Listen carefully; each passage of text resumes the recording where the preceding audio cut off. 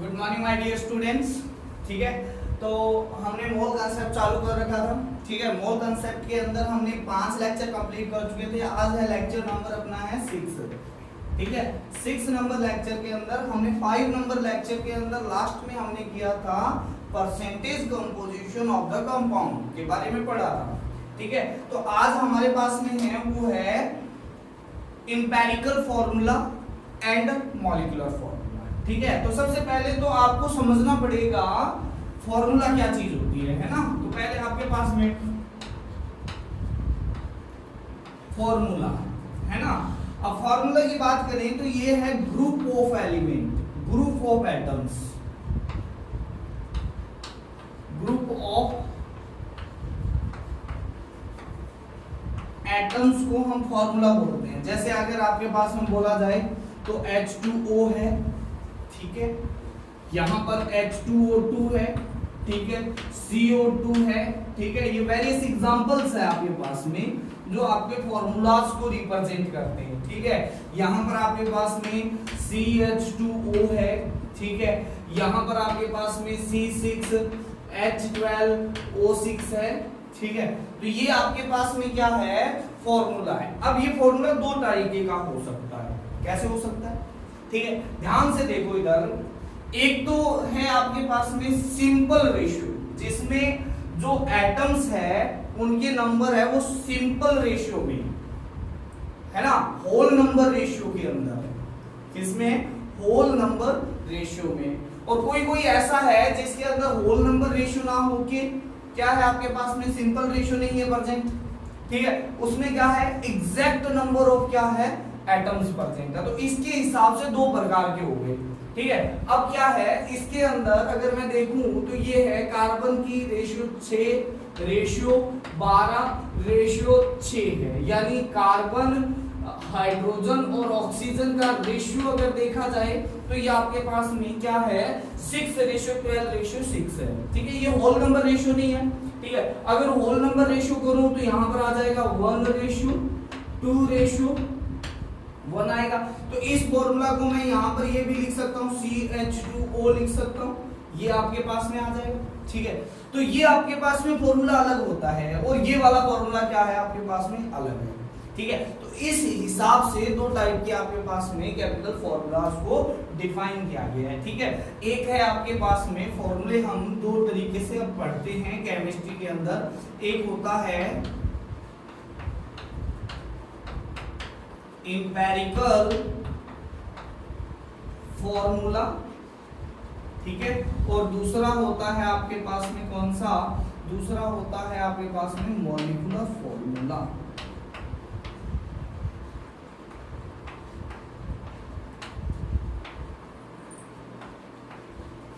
ठीक है, अब देखो इंपेरिकल फॉर्मूला होता है जिसमें the formula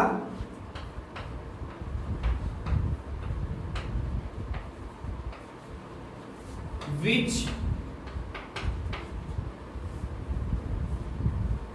in which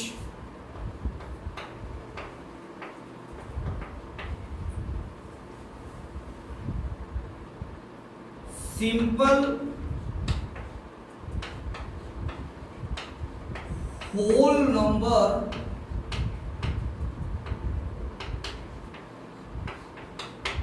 ratio of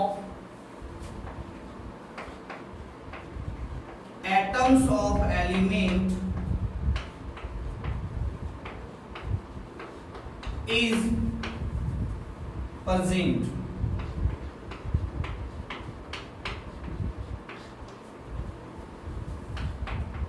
is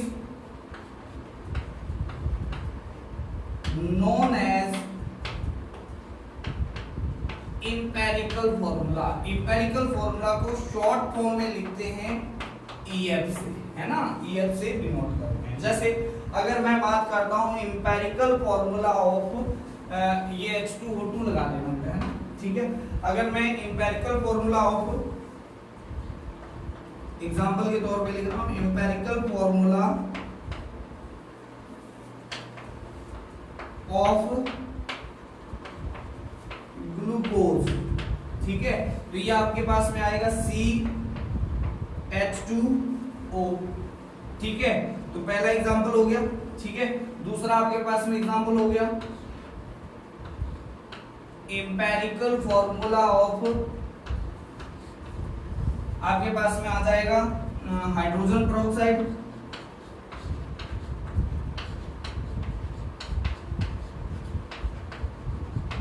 ठीक है, हाइड्रोजन पेरोक्साइड क्या होता है, H2O2 होता है।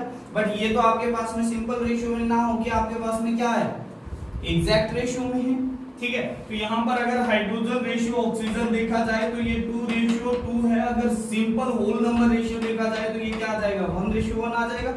ठीक है, तो यहाँ पर आपके पास में H2 और O2, ये आपके पास में क्या हो जाएगा, फॉर्मूला हो जाएगा हाइड्रोजन पेरोक्साइड का। थर्ड एग्जांपल हम ले लेते हैं इंपेरिकल फॉर्मूला ऑफ बेंजीन का। ठीक है, तो बेंजीन आपके पास में फॉर्मूला, तो आपको मॉलिक्यूलर फॉर्मूला आपको पता है C6H6 होता है। पर यहाँ पर कार्बन रेशियो, हाइड्रोजन का रेशियो देखा जाए 6:6 है। ठीक है, तो इनको लिखा जा सकता है सिंपल होल नंबर रेशियो क्या आ जाएगा, 1:1, यानी इंपेरिकल फॉर्मूला क्या हो जाएगा, CH हो जाएगा। ठीक है, तो ये आपके पास में हो जाएगा कितना, CH। ठीक है, तो ये हमने 3 एग्जांपल देखे। ठीक है, अब हम चलते हैं आपके पास में किसकी ओर, मॉलिक्यूलर फॉर्मूला की ओर। ठीक है, the formula which in which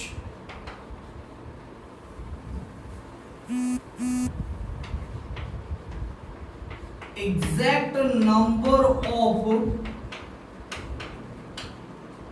atoms of element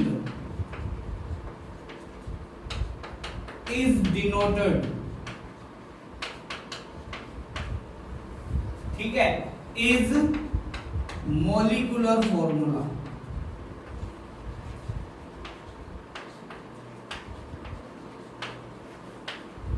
ठीक है, इसे हम शॉर्ट फॉर्म में लिखते हैं MF से। क्या है आपके पास में, MF से। ठीक है, अच्छा, कई बार होता है, क्या होता है, इंपेरिकल फॉर्मूला और मॉलिक्यूलर फॉर्मूला दोनों ही क्या हो जाते हैं आपके पास में, दोनों से भी हो सकते हैं। जैसे अगर आपके पास में हाइड्रोजन और ऑक्सीजन, यहाँ पर अगर इनका रेशियो देखा जाए तो 1:2:1 है। ये सिंपल होल नंबर रेशियो ही है ना, सिंपल रेशियो है। और वहां पर एग्जैक्ट रेशियो आपके पास में कितना है, एग्जैक्ट रेशियो भी यही है। ठीक है, तो इसका मॉलिक्यूलर फॉर्मूला भी यही है और इंपेरिकल फॉर्मूला भी आपके पास में यही, दोनों चीजें आपके पास में सेम है। ठीक है, जैसे आपके पास में एग्जांपल के तौर पे लिख रहा हूं, पहला है मॉलिक्यूलर फॉर्मूला ऑफ बेंजीन। ठीक है, क्या हो जाएगा, C6H6 हो जाएगा। दूसरा एग्जांपल देख लो। ठीक है, मॉलिक्यूलर फॉर्मूला ऑफ किसका, ग्लूकोज, क्या हो जाएगा, C6H12O6। ठीक है, तो बस एक चीज याद रखो, जब आपके पास में कोई ग्रुप्स ऑफ एटम ऐसा हो जिसमें जो एलिमेंट एटम्स प्रेजेंट है वो सिंपल होल नंबर रेशियो के अंदर है, सिंपल रेशियो में प्रेजेंट है। ठीक है, तो वो आपके पास में इंपेरिकल फॉर्मूला है। और अगर एग्जैक्ट नंबर ऑफ एटम्स को कोई फॉर्मूला ऐसा है जो एक आपके पास में ग्रुप्स ऑफ एटम में जिसमें एग्जैक्ट नंबर ऑफ एटम्स को रिप्रेजेंट करता है, वो आपके पास में क्या हो जाएगा, मॉलिक्यूलर फॉर्मूला हो जाएगा। कोई दोनों में कोई बड़ी बात है ही नहीं। ठीक है, तो नोट डालकर लिखने वाली बात है वो क्या है, वो देखो इधर। ठीक है ना, सबसे पहली बात नोट। ठीक है, note number 1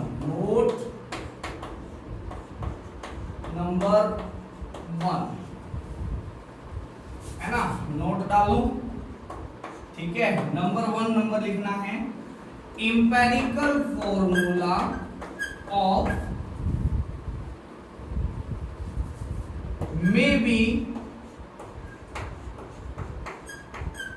same for any two compound but molecular formula for any two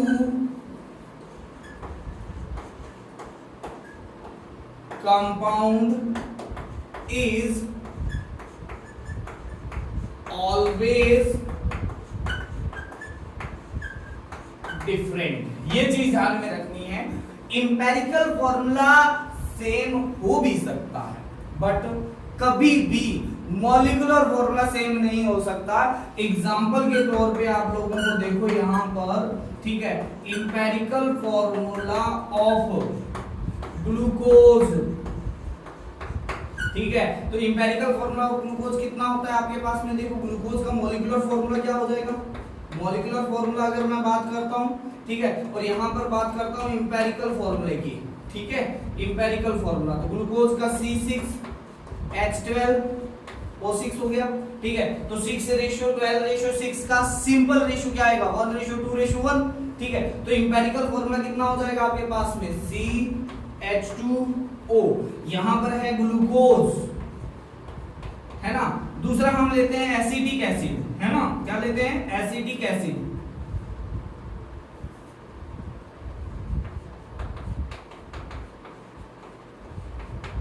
acetic acid क्या होता है, एसिटिक एसिड का फॉर्मूला CH3COOH, है ना, तो इसमें कार्बन कितने हैं 2, हाइड्रोजन कितने हैं, या फिर मैं लिख सकता हूं, क्या लिख सकता हूं C2H4O2 लिख सकता हूं, ठीक है, तो कार्बन हाइड्रोजन ऑक्सीजन किस रेशियो में 2:4:2 में है, इनका सिंपल रेशियो क्या हो जाएगा 1:2:1 हो जाएगा, ठीक है, तो इसका इंपेरिकल फॉर्मूला क्या हो जाएगा CH2O, ये दोनों देखो क्या है आपके पास में सेम है, जबकि इनका मॉलिक्यूलर फॉर्मूला कभी भी सेम आ ही नहीं सकता, ये चीज ध्यान में रखनी है, ठीक है, समझ में आई है बात या नहीं आई है, ठीक है, आगे होगी, ठीक है। नेक्स्ट आपके पास में बात करते हैं बेंजीन की, किसकी बात करते हैं बेंजीन की, ठीक है, तो बेंजीन में क्या होता है C6H6, अच्छा कार्बन रेशियो हाइड्रोजन अगर एग्जैक्ट रेशियो देखा जाए तो 6:6 6:6 है, बट अगर मैं सिंपल रेशियो की बात करता हूं तो 1:1, तो इसका आपके पास में क्या हो जाएगा इंपेरिकल फॉर्मूला CH हो जाएगा, ठीक है। चलो बात करते हैं हमारे पास में दूसरे की, जो आपके पास में होता है, देखो यहां पर CH ट्रिपल बॉन्ड CH, ठीक है, एथाइलिन, है ना, एथाइन, सॉरी क्या है एथाइन, है ना, तो एथाइन है, इसका फॉर्मूला क्या हो जाएगा C2H2 हो जाएगा एथाइन का, है ना, एथाइन का आपके पास में यह चीज आ जाएगा, ठीक है। अब इसका अगर एग्जैक्ट रेशियो देखा जाए तो 2:2 है, बट आपके पास में सिंपल रेशियो क्या आ जाएगा, आपके पास में सिंपल रेशियो आ जाएगा क्या CH, तो ये दोनों के लिए फिर क्या हो गया आपके पास में क्या हो गया सेम हो गया, क्या हो गया सेम हो गया। तो पहली बात तो ये ध्यान रखनी है इंपेरिकल फॉर्मूला किन्हीं भी दो सब्सटेंस के लिए सेम हो भी सकता है नहीं भी हो सकता, बट मॉलिक्यूलर फॉर्मूला कभी भी सेम नहीं होगा, ये कंफर्म है, ठीक है, तो आप इसको उतार लेना, ठीक है। हम नेक्स्ट की ओर चलते हैं, नोट नंबर 2 की ओर, है ना, तो नोट नंबर 2 क्या कहता है, देखना ध्यान से इधर, नोट नंबर 2 है, देखना इधर, नोट नंबर 2, ठीक है, 2 नंबर है relation between empirical formula and molecular formula, ठीक है, तो हमारे पास में एक इनके एलिमेंट्स को, अगर इंपेरिकल फॉर्मूला के एलिमेंट्स को, सभी के एलिमेंट्स के नंबर्स को मैं एक किसी constant number, constant integer number से मल्टीप्लाई कर देता हूं, ठीक है, तो क्या आ जाएगा आपके पास में मॉलिक्यूलर फॉर्मूला आ जाएगा, ठीक है। तो अगर मॉलिक्यूलर फॉर्मूला निकालना है, मॉलिक्यूलर फॉर्मूला निकालना है तो हमारे पास में सभी एलिमेंट को, किसके एलिमेंट्स को, इंपेरिकल फॉर्मूला के सभी एलिमेंट्स के नंबर को एक कांस्टेंट नंबर जिसे हम Z से डिनोट कर सकते हैं या फिर N से भी डिनोट कर सकते हैं। N यहां पर नंबर ऑफ मोल लेके चलते हैं, तो मैं Z लेके चल रहा हूं, यहां पर क्या लेके चल रहा हूं Z लेके चल रहा हूं, इसको क्या करना है, इंपेरिकल फॉर्मूला के सभी एलिमेंट के नंबर्स को इस नंबर से क्या करना है, डिवाइड करना, सॉरी मल्टीप्लाई करना है। अब z कैसे निकालेंगे, तो z निकालने के लिए हमारे पास में आएगा मॉलिक्यूलर फॉर्मूला मास, है ना, डिवाइड बाय क्या आ जाएगा,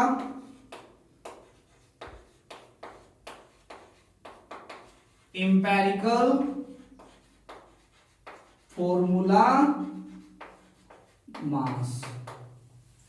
ठीक है, तो इंपेरिकल फॉर्मूला मास है ना,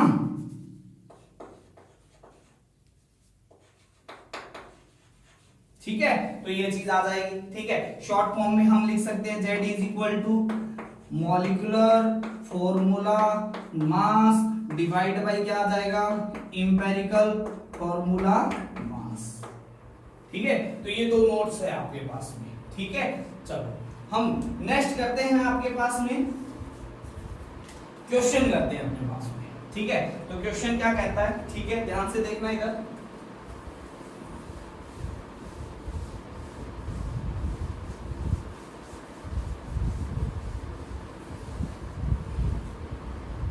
क्वेश्चन देखना, इफ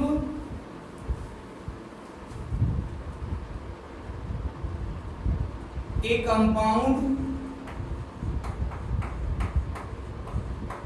is formed by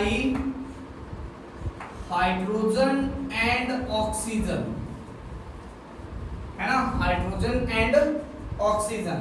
ठीक है, if empirical formula of compound is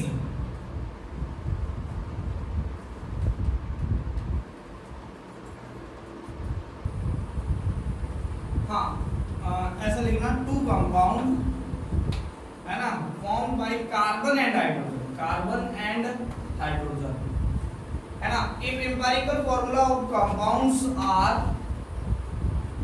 दोनों का फॉर्मूला एम्पिरिकल फॉर्मूला है क्या, CH।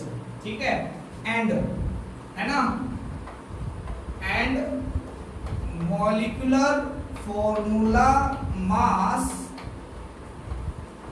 Of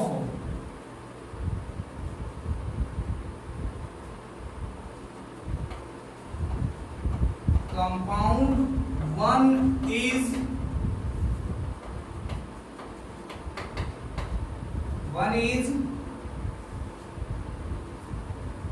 26 and molecular formula mass of other compound is 78, then calculate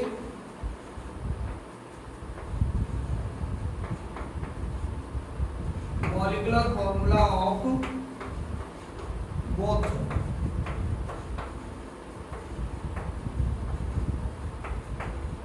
simple सा क्वेश्चन है। ठीक है, ये क्वेश्चन नंबर 1 है। क्वेश्चन नंबर 2 लिखना है आप लोगों को। ठीक है, if two compound formed by boron and hydrogen, ठीक है, in both the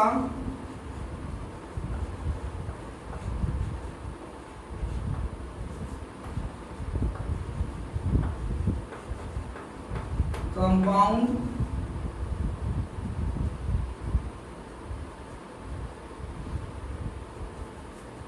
boron and hydrogen present in 1:3 in their empirical formula। दोनों के empirical formula में बोरोन और हाइड्रोजन है वो 1:3 में ही क्या है आपके पास में प्रेजेंट है। ठीक है, if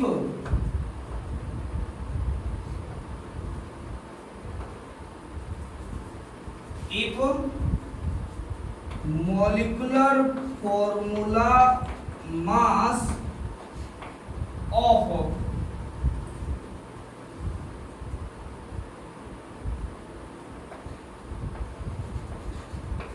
compounds are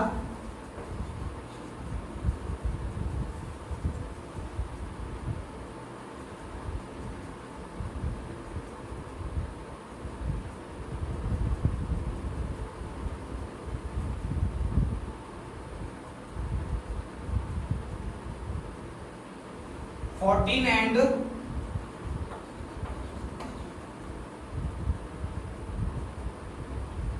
28) then molecular formula of both आपको कैलकुलेट करना है। ठीक है, चलो हमारे पास में है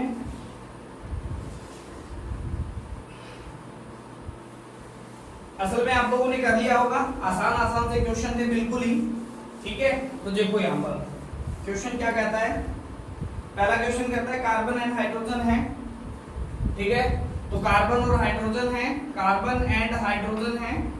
ठीक है, और दोनों का एम्पिरिकल फॉर्मूला आपके पास में क्या दिया हुआ है, एम्पिरिकल फॉर्मूला दिया हुआ है। ठीक है, पहले कंपाउंड का भी CH है, सेकंड का भी क्या है CH है। ठीक है, तो यहां से वैल्यू ऑफ n निकाल लेते हैं। क्या निकाल लेते हैं, वैल्यू ऑफ n। ठीक है,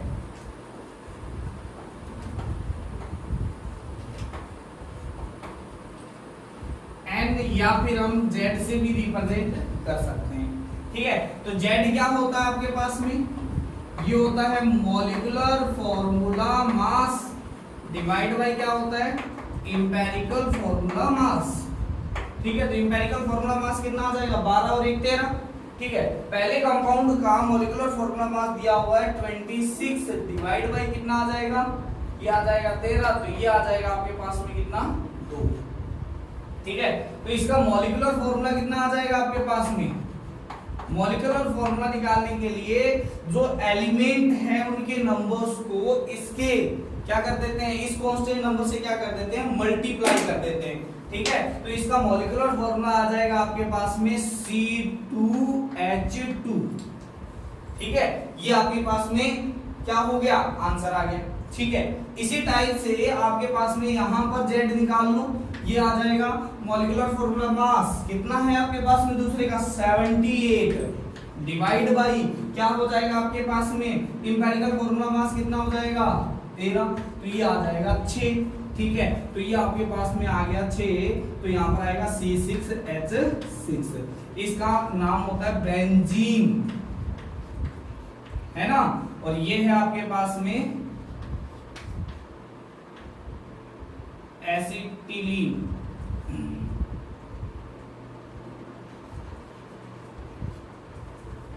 है ना, ओके। ठीक है, तो ये चीज आपके पास में आ गई। सेकंड में भी ऐसा ही है। ठीक है, क्या दिया हुआ है आपके पास में, बोरोन और हाइड्रोजन से बनकर मिला हुआ है। ठीक है, अगर मैं एम्पिरिकल फॉर्मूले में बात करता हूं, ठीक है, तो इसमें कहता है कि बोरोन एंड हाइड्रोजन है वो 1:3 में प्रेजेंट है। ठीक है, तो इनका सिंपल रेशियो दिया हुआ है कितना, B1H3। ठीक है, और दूसरे का भी कितना है, B1H3। ठीक है, अच्छा, अब हमारे पास में वैल्यू ऑफ n या z निकालते हैं। वैल्यू ऑफ n और z निकालते हैं।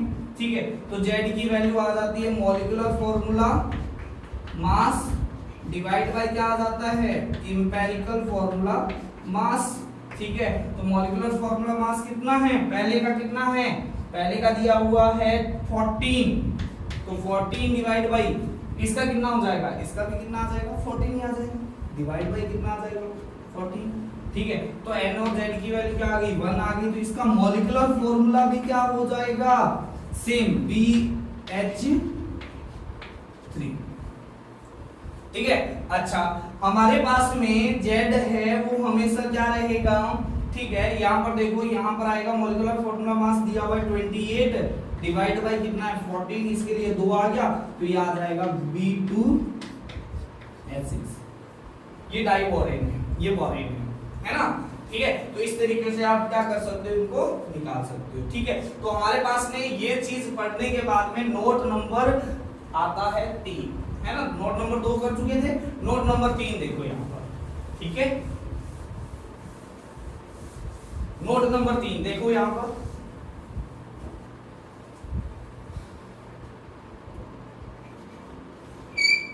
है ना। एक बात तो ध्यान में आ गई कि कोई कांस्टेंट नंबर आएगा और वो हमेशा क्या होगा 1 से बड़ा, 1 या 1 से क्या होगा इक्वल या उससे बड़ा ही होगा। ठीक है, z is always greater than और इक्वल टू 1, है ना। इसके अलावा z है वो बिलोंग्स टू नेचुरल नंबर होता है। ठीक है, ऐसा नहीं है कि डिवाइड बाई 2, 3/2, 4/2 ऐसा नहीं हो सकता। z की वैल्यू क्या नहीं हो सकती, z की वैल्यू 0.5 नहीं हो सकती, इसी तरीके से 7/5 नहीं हो सकती। ठीक है, इसी तरीके से उसकी वैल्यू 22/7 नहीं हो सकती, इसी तरीके से उसकी वैल्यू -1 नहीं हो सकती, -3 नहीं हो सकती, और भी बहुत सारी एक्सेट्रा बहुत सारी चीजें आती है। z की वैल्यू ये नहीं हो सकती, हमेशा आएगा इंटीजर और वो भी आएगा नेचुरल नंबर। ठीक है ना। ठीक है, अच्छा ये चीज पता चली, तो यहां पर आ गया मॉलिक्यूलर फॉर्मूला मास। ठीक है, n या z से रिप्रेजेंट कर रहा हूं मैं, है ना। ठीक है, n से भी रिप्रेजेंट कर सकते हैं, n या z से। ठीक है, अच्छा तो z होता है वो मॉलिक्यूलर फॉर्मूला मास अपॉन में क्या होता है इंपेरिकल फॉर्मूला मास होता है, n या z। ठीक है, ये हमेशा greater than is equal to 1 रहेगा, है या नहीं। ठीक है, तो इसका मतलब हो गया कि किसी भी कंपाउंड का मॉलिक्यूलर फॉर्मूला मास है वो या तो बड़ा होगा या इक्वल होगा किसके, इंपेरिकल फॉर्मूला मास की। ठीक है, तो ये चीज भी आप लोगों को ध्यान में रखनी है।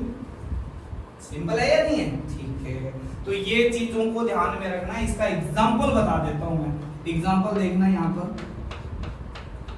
ठीक है, मॉलिक्यूलर फॉर्मूला मास यहां पर लिख देते हैं इंपेरिकल, सॉरी पहले लेते हैं इंपेरिकल फॉर्मूला, यहां पर लिख लेते हैं मॉलिक्यूलर फॉर्मूला। ठीक है, और यहां पर लिख लेते हैं मॉलिक्यूलर फॉर्मूला मास, यहां पर लिख लेते हैं इंपेरिकल फॉर्मूला मास। चलो पहले HO मॉलिक्यूलर फॉर्मूला हो गया H2O2, यहां पर Z और N की वैल्यू लिख देते हैं, कितनी आई 2। ठीक है ना। तो बताओ मॉलिक्यूलर फॉर्मूला मास कितना हो गया, ये हो गया 32 और 2 कितना हो गया 34। ठीक है, इंपेरिकल फॉर्मूला कितना हो गया, मास हो गया 70 हो गया। चलो हमारे पास में नेक्स्ट है empirical formula is CH, N की वैल्यू रख दी 2, C2H4। ठीक है, मॉलिक्यूलर फॉर्मूला मास कितना 24 और 4 कितना हो गया 28, इंपेरिकल फॉर्मूला कितना हो गया 14, तो ये हमेशा क्या है बड़ा ही है। ठीक है, अच्छा इसके साथ साथ हम ये बोल सकते हैं कि हमेशा जो मॉलिक्यूलर फॉर्मूला मास होएगा वो क्या होगा n इंटू जेड, n या z of multiple of empirical formula mass बोल सकते हैं ना। ठीक है, क्योंकि यहीं से तो आपके पास में फॉर्मूला बन जाएगा, यहाँ पर ये आ जाएगा आपके पास में। ठीक है, क्या आ जाएगा कि molecular formula mass is equal to क्या हो जाएगा n मल्टीपल या z मल्टीपल ऑफ क्या आ जाएगा इनटू में आ जाएगा इंपेरिकल फॉर्मूला मास, ठीक है। और ये चीज यहाँ पर देख ही रहे हो, ठीक है। अगर 17 है तो इसको 2 से मल्टीप्लाई किया तभी तो 34 आया। यहाँ 14 है तो इसको 2 से मल्टीप्लाई किया। हमेशा 2 से ही मल्टीप्लाई क्यों करना भाई, हम ज्यादा भी कर सकते हैं। जैसे आपके पास में इंपेरिकल फॉर्मूला है CH, n की वैल्यू 6 ले ली, C6H6 बन गया, ठीक है। तो मॉलिक्यूलर फॉर्मूला मास तो हो गया 78, इंपेरिकल फॉर्मूला मास कितना हो गया 13, है ना। तो ये आपके पास में बहुत सारे इसके एग्जांपल्स, ठीक है। अब देखो सेकंड तरीका है मॉलिक्यूलर फॉर्मूला परसेंटेज कंपोजिशन, हमने पढ़ा था, उसका यूज करते हैं कैलकुलेट करने पर। किसका कैलकुलेट करने के लिए, इंपेरिकल फॉर्मूला मास कैलकुलेट करने के लिए। तो एक प्रोसीजर है, उस प्रोसीजर को याद रखना पड़ेगा आपको, ठीक है। उसी प्रोसीजर के थ्रू आप क्या निकाल सकते हो, इंपेरिकल फॉर्मूला मास और मॉलिक्यूलर फॉर्मूला आप निकाल सकते हो, ठीक है। तो देखो यहाँ पर वो प्रोसीजर है, क्या कहता है, इसमें आपको परसेंटेज कंपोजिशन दिया होगा, है ना। तो पहले आपको एक टेबल सी बनानी होगी। टेबल के अंदर क्या करना होगा, पहले कॉलम में आपको लिखना होगा एलिमेंट, ठीक है। अब एलिमेंट कुछ भी हो सकता है, ठीक है। तो वो एलिमेंट लिख लिया आपने, ठीक है। बोर्ड में हो तो इस टेबल को बनाने में भी बड़ी आपको क्या चाहिए, आपको बहुत साफ तरीके से बनाना है, मतलब क्लोज करना है सब कुछ, है ना। पहले सीरियल नंबर फिर एलिमेंट, कंपटीशन में हो तो सिंपल, ठीक है। अच्छा, फिर आपको यहां पर दिया होगा परसेंटेज कंपोजिशन, ठीक है, या रेशियो दिया जा सकता है बाई वेट का, ठीक है, क्योंकि परसेंटेज कंपोजिशन भी बाई वेट ही होता है, ठीक है। अच्छा, फिर हमारे पास में आएगा यहां पर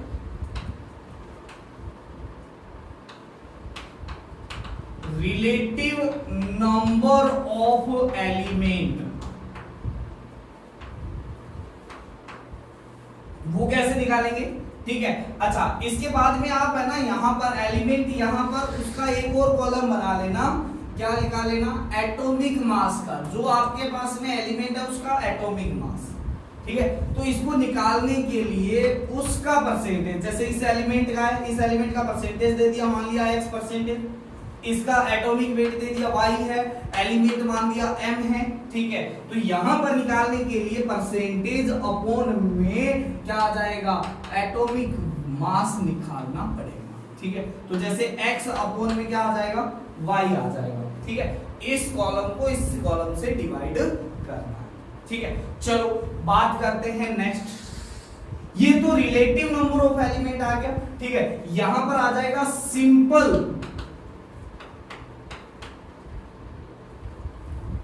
है ना, रेशियो ऑफ एलिमेंट, ठीक है। सिंपल रेशियो ऑफ एलिमेंट कैसे निकालोगे, ठीक है।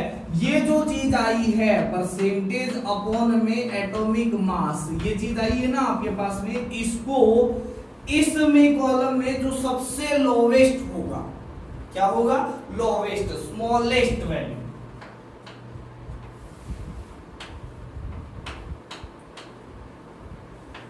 ठीक है, ये करनी पड़ेगी। फिर आपके पास में देखो यहां पर आएगा होल नंबर रेशियो आएगा, है ना, ठीक है। तो होल नंबर रेशियो कैसे निकालेंगे, होल नंबर रेशियो निकालने के लिए यहां पर पॉइंट्स में भी आ गया, मान लिया 2/3 आ गया, 5/3 आ गया, ऐसा आएगा। तो हमें उसको सिंपल रेशियो में कन्वर्ट करने के लिए हमारे पास में उसको लोवेस्ट इंटीजर से मल्टीप्लाई करना पड़ेगा। तो परसेंटेज डिवाइड बाय क्या आ जाएगा, स्मॉलेस्ट वैल्यू इनटू क्या आ जाएगा, लोवेस्ट इंटीजर। ये चीज आप निकाल दोगे तो यहां से आपके पास में निकल जाएगा, वो निकल जाएगा क्या, इंपेरिकल फॉर्मूला। क्या निकल जाएगा, इंपेरिकल फॉर्मूला, ठीक है। तो जैसे अपने कुछ क्वेश्चन करते हैं यहां पर,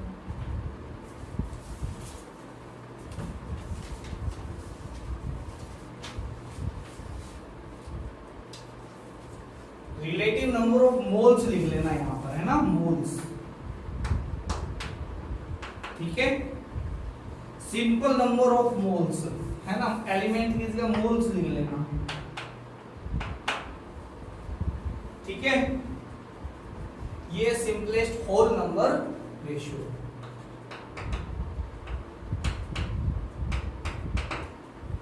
जैसे क्वेश्चन दिया हुआ है, क्वेश्चन में नीचे लिख रहा हूं, ठीक है। क्वेश्चन यहां पर, ये टेबल ऐसी की ऐसी है, ठीक है। मैं यहां पर क्वेश्चन लिख रहा हूं, a substance on analysis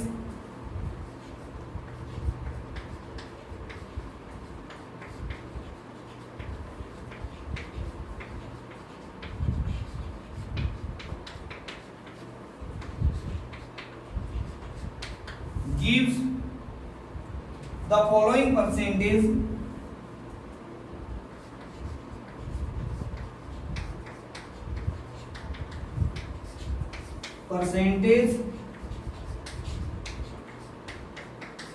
composition of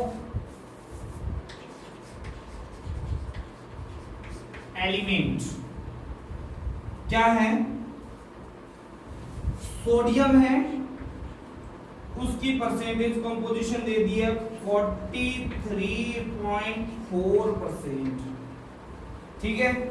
carbon की परसेंटेज दे दी है, वो है 11.3%, ठीक है। और ऑक्सीजन की आपके पास में परसेंटेज दे दी है 45.3%, ठीक है। अब आपको निकालना है एम्पिरिकल फॉर्मूला, है ना। देन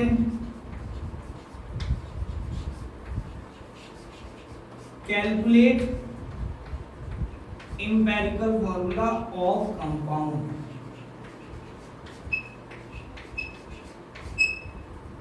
ठीक है। चलो करते हैं।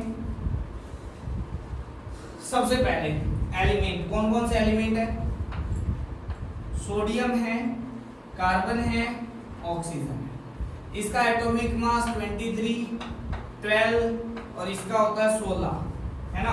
परसेंटेज कंपोजिशन देती है 43.4, है ना।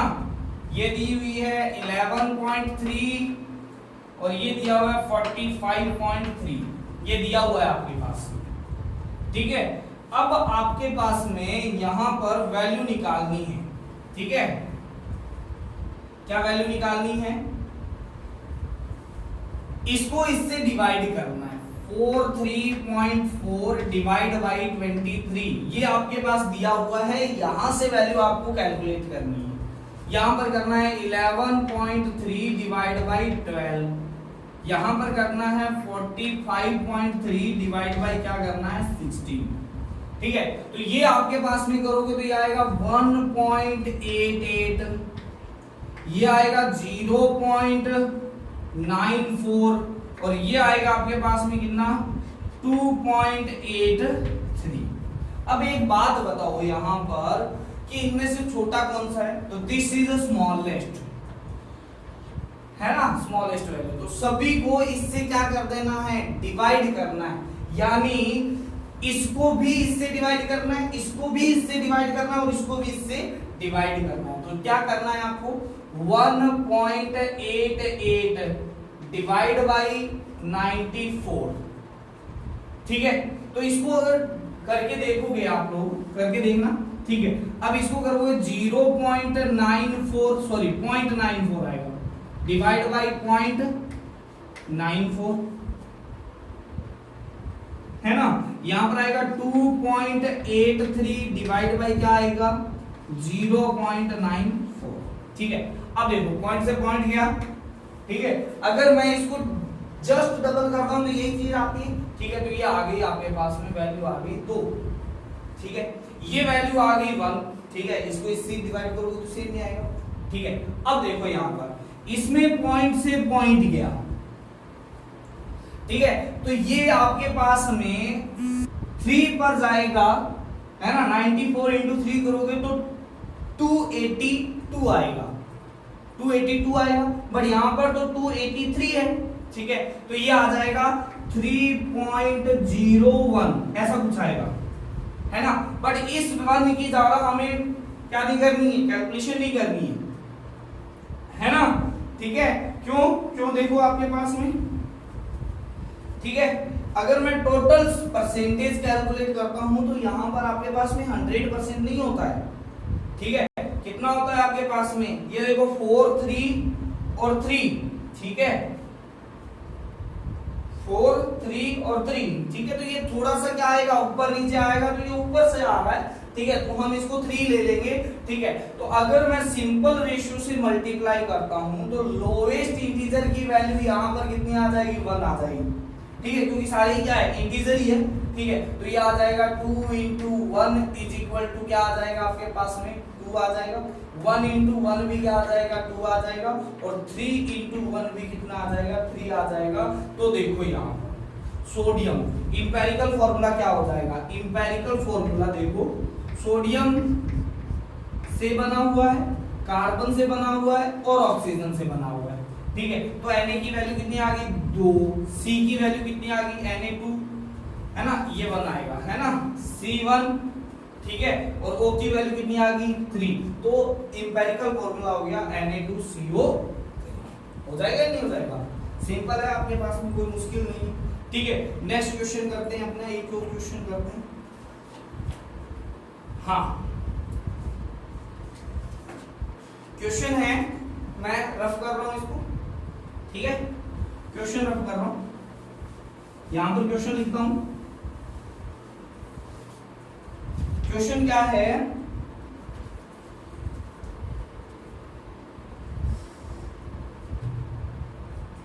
Compound has the following composition, ठीक है, ए compound has the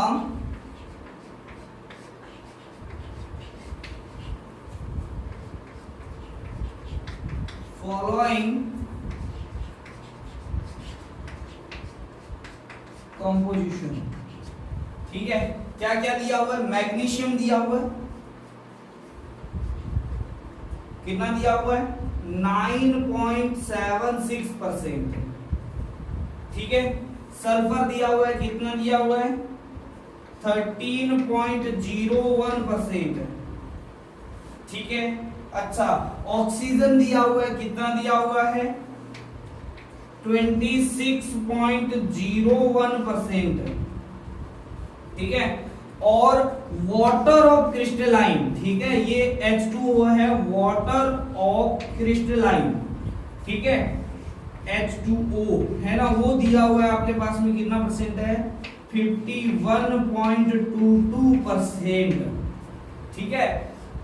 empirical formula निकालना है, क्या निकालना है, इंपेरिकल फॉर्मूला आपको क्या करना है, कैलकुलेटर करना, ठीक है, तो चलो कर लेते हैं, क्या मुश्किल थोड़ी है कोई, ठीक है, कर लेंगे। यहाँ पर देखना, यहाँ पर एलिमेंट लिख लेंगे, यहाँ पर इनका मास लिख लेंगे, परसेंटेज कंपोजिशन, फिर यही चीज हम दोबारा करेंगे, यहाँ पर यही चीज दोबारा करेंगे, ठीक है, यहाँ पर भी यही चीज करेंगे, ठीक है। चलो यहाँ पर एटॉमिक मास तो मैग्नीशियम है ना, सल्फर है, ऑक्सीजन है और H2O अलग से है। अब ये ऑक्सीजन इसमें काउंट नहीं हो रहा है, ये वाटर ऑफ क्रिस्टलाइन है। वाटर ऑफ क्रिस्टलाइन का मतलब क्या होता है, समझाता हूं। जैसे आपके पास में K2SO4 dot Al2SO4 whole thrice dot 24H2O, potash atom physically जानते ही हो, ठीक है। तो ये जो वाटर है, ये वाटर ऑफ क्रिस्टलाइन है। जब हम हीट करते हैं तो सबसे पहले ये क्रिस्टलाइन की फॉर्म में टूट जाता है ना। तो ये ड्राई पोटास एटम हो जाएगा। ये आपके पास में पोटास एटम का, यानी इतने वाटर क्रिस्टलाइन की फॉर्म में उससे क्या होते हैं, जुड़े हुए रहते हैं, ठीक है। तो हमारे पास में देखते हैं, ठीक है। तो मैग्नीशियम का आपके पास में देखो, याद रखने की यहाँ पर है ना, आपको ट्रिक बताई हुई है। मैग्नीशियम 12 होता है, 12 का डबल कितना होता है 24। ये सल्फर कितना होता है 16, 16 का डबल कितना होता है 32। ऑक्सीजन, ऑक्सीजन भी 8 यानी इवन, तो क्या हो जाएगा 16। ये आपके पास में क्या हो जाएगा 18। परसेंटेज कंपोजिशन है 9.76%, ये है 13.01%, ये है 26.01% और ये है 51.22%। अब क्या करना है, उसको एटॉमिक मास से डिवाइड करना है। कितना? एटॉमिक मास से डिवाइड करना है। ठीक है, तो आपके पास में एटॉमिक मास से डिवाइड करते हैं तो 9.76 डिवाइड बाई 24, यहाँ पर 13.01 डिवाइड बाई कितना आ जाएगा 32, है ना। यहाँ पर 26.01 डिवाइड बाई कितना आ जाएगा 16, यहाँ पर आएगा 51.22 डिवाइड बाई कितना आ जाएगा 18। ठीक है, तो वैल्यू निकालते हैं अपने, तो ये आ जाएगी आपके पास में कितनी 0.406। इसकी भी वैल्यू निकालोगे तो 0.406। ठीक है, अच्छा और निकालते हैं नेक्स्ट वाली। ठीक है, तो ये आएगी 1.625, है ना 1.625। ठीक है, और ये आएगी 2.846। कैलकुलेशन आप लोगों को करनी है, बड़ी आसान होती है, डिवाइड करना है ना। ठीक है, कईयों को बड़ा मुश्किल भी लगता है ना। ठीक है, अब आपको इसके सिंपलेस्ट रेशियो से डिवाइड भी करना है। सिंपलेस्ट रेशियो क्या हो जाएगा? ठीक है, तो देखो इनमें सबसे छोटा कौन सा है, यही है। ठीक है, तो ये क्या आ जाएगा 0.406 डिवाइड बाई 0.406, ये तो आया 1।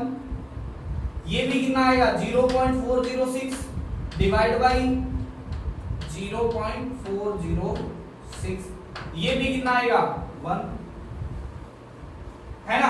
अब देखो यहां पर 1.625 डिवाइड बाई 0. कितना आएगा 406। अब है ना ज्यादा बड़ा मत लो, ठीक है, यहाँ पर 16 है, यहाँ पर 4 ले लो 0.4, है ना। तो ये लगभग आपके पास में आएगा 4 के आसपास, है ना 4.000 समथिंग कुछ आ जाएगा, है ना। तो 4 ही ले लेते हैं। ठीक है, यहां पर देखो ये है 2.846 डिवाइड बाई 0.406। अब अगर आपको सही करना है ना तो यहां पर ये वाला लास्ट वाला 2 छोड़ दो।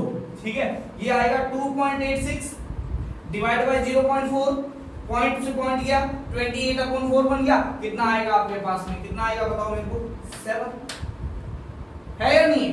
ठीक है, तो सिंपल आपके पास में कैलकुलेशन उस हिसाब से करनी है। ये पॉइंट्स के बाद में कुछ आएगा उनसे अपने को लेना देना नहीं।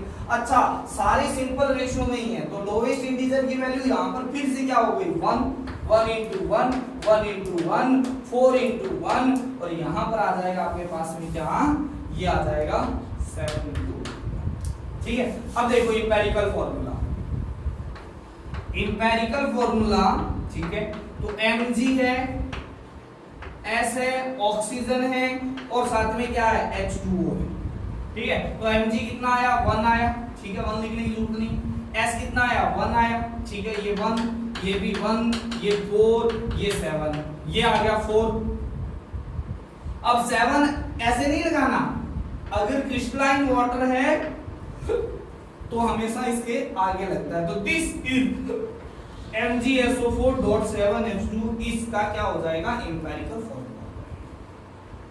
ठीक है, तो एक क्वेश्चन और करते हैं, देखो।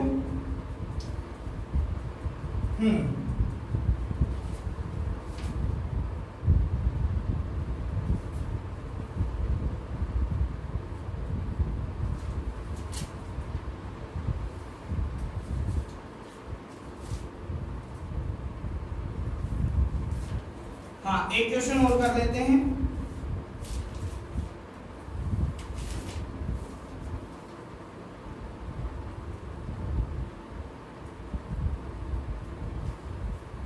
हाँ, carbon, hydrogen and nitrogen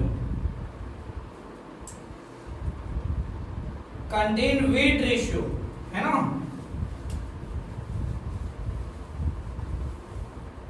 A compound is formed by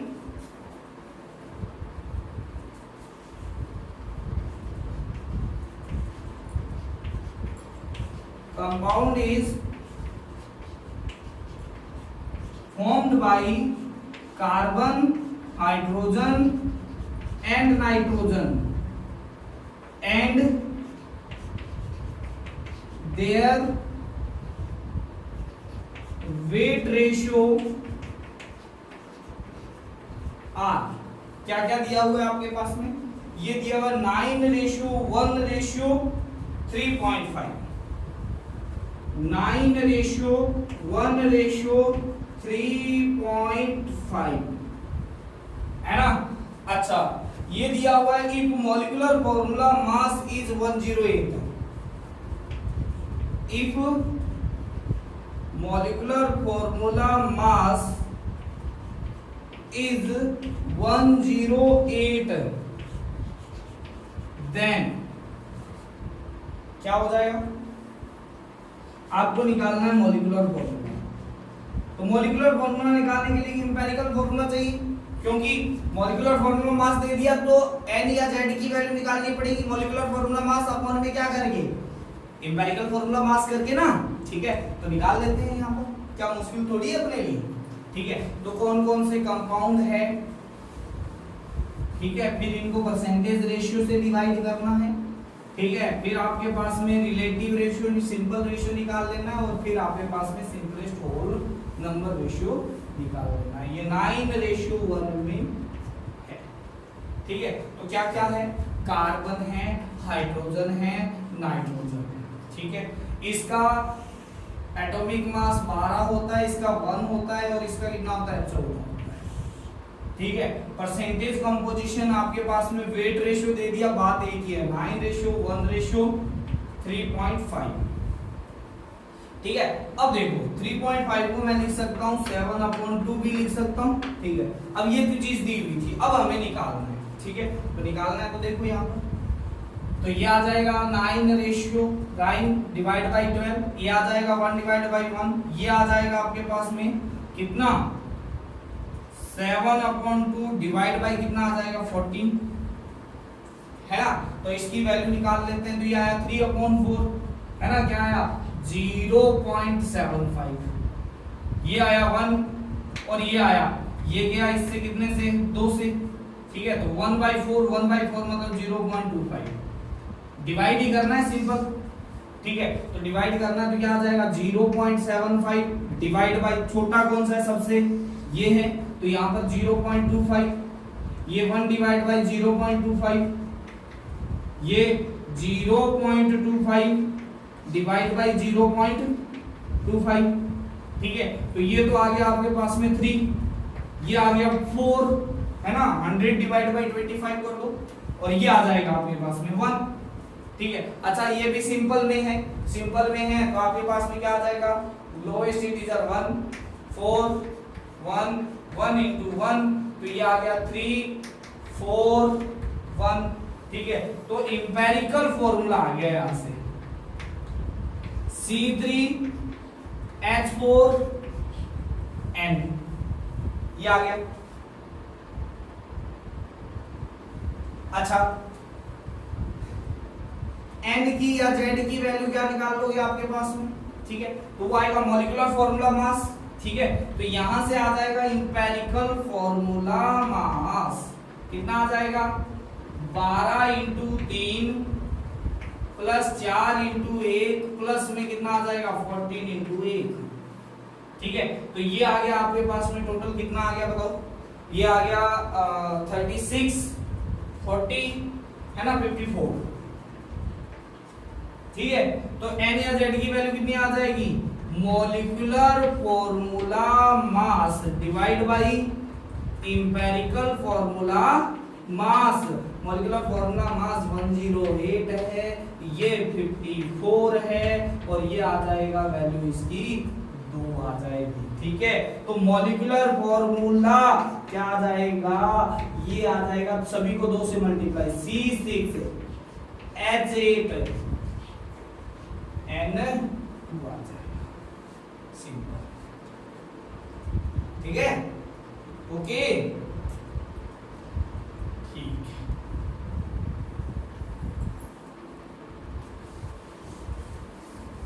हाँ, तो अब आपके पास में आता है नेक्स्ट एक क्वेश्चन और करते हैं, फिर ये लेक्चर ओवर करते हैं। एम्पिरिकल फॉर्मूला और मॉलिक्यूलर फॉर्मूला में बहुत सारे क्वेश्चन आपके हो गए हैं, ठीक है। तो नेक्स्ट क्वेश्चन क्या कहता है, 2 ऑक्साइड ऑफ मेटल, है ना। क्वेश्चन है 2 oxide of metal contain 50% and 40%, contain 50% and 40% of metal, ठीक है। नेक्स्ट कहता है if formula of first oxide is MO, if formula of first oxide is MO, जहां पर M क्या है, मेटल है, और O क्या है, ऑक्सीजन है, ठीक है। देन कैलकुलेट द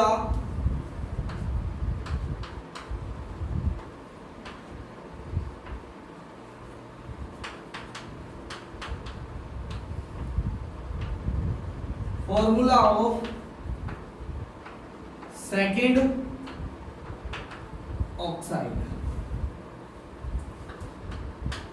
ठीक है, कैलकुलेट करना है, ठीक है। तो आपके पास में क्या आएगा, देखो यहां पर 2 टेबल बनानी पड़ेगी, है ना। फर्स्ट ऑक्साइड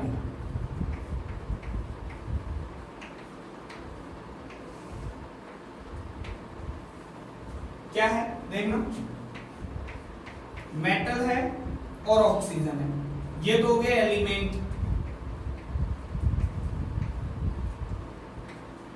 ठीक है। इनका एटॉमिक मास मुझे नहीं पता कितना है, इसका x है और इसका मुझे पता है 16 है, ये चीज यहां से निकल जाएगी, ठीक है। अच्छा चलो, इसको हमें अपोजिट तरीके से चलना पड़ेगा, क्या चलना पड़ेगा, अपोजिट तरीके से। अच्छा, परसेंटेज कंपोजिशन,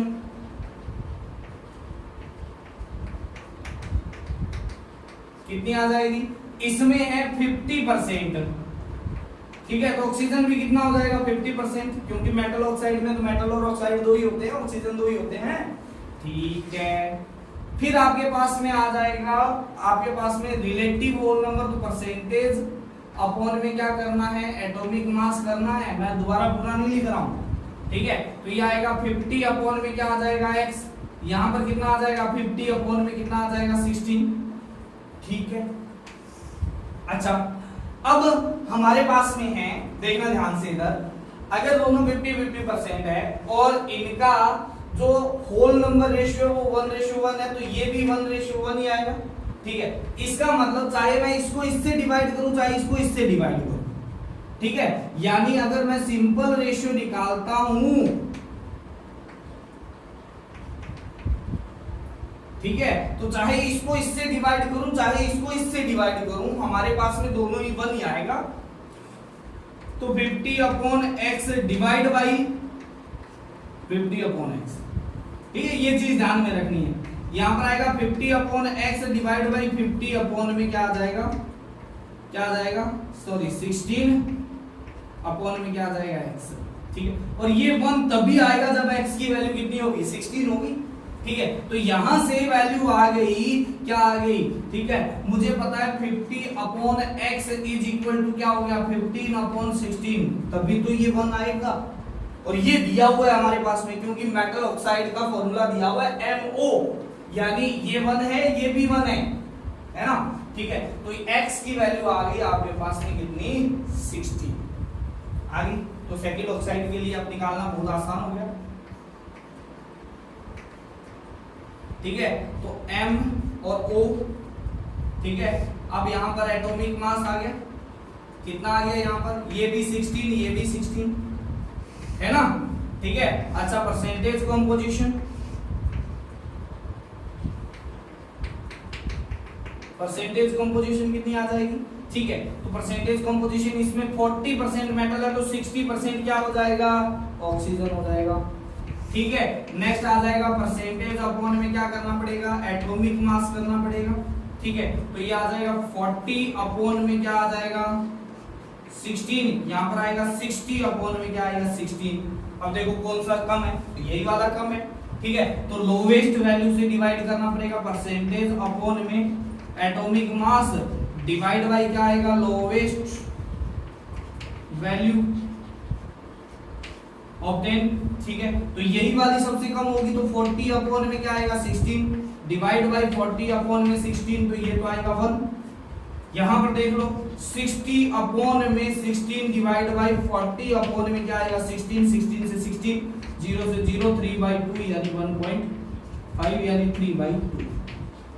अब देखो यहां पर अगर सिंपल होल नंबर रेशियो निकालना है तो लोएस्ट इंटीजर, अब अगर मैं इनको 1 से मल्टीप्लाई करूं तो दोनों आपके पास में इंटीजर में चेंज नहीं हो रहे, तो दोनों का लोवेस्ट इंटीजर कितना आ जाएगा, लोवेस्ट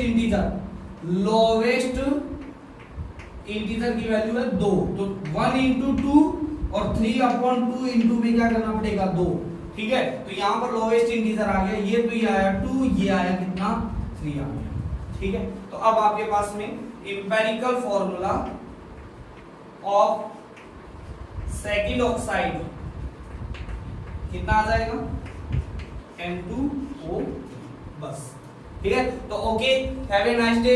आप लोगों ने आज सीखा क्या, एम्पिरिकल फॉर्मूला निकालना और मॉलिक्यूलर फॉर्मूला निकालना। तो मोल कांसेप्ट है वो ऑलमोस्ट कंप्लीट हो चुका है। अब आपके पास में स्टोइकियोमेट्री स्टार्ट होती है, देन आफ्टर हम स्टार्ट करेंगे आपके पास में कंसंट्रेशन टर्म्स, ठीक है। तो 3 या 4 लेक्चर का अपने पास में बाकी रहा है मोल कांसेप्ट। तब तक आप लोग बहुत अच्छे से नोट्स बनाइए और कोई से भी बुक्स के कोई से भी क्वेश्चन सॉल्व कीजिए, ठीक है। आप लोगों को कोई भी प्रॉब्लम आती है आप जरूर मेरे से उसके बारे में डिस्कशन कर सकते हैं। Thank you.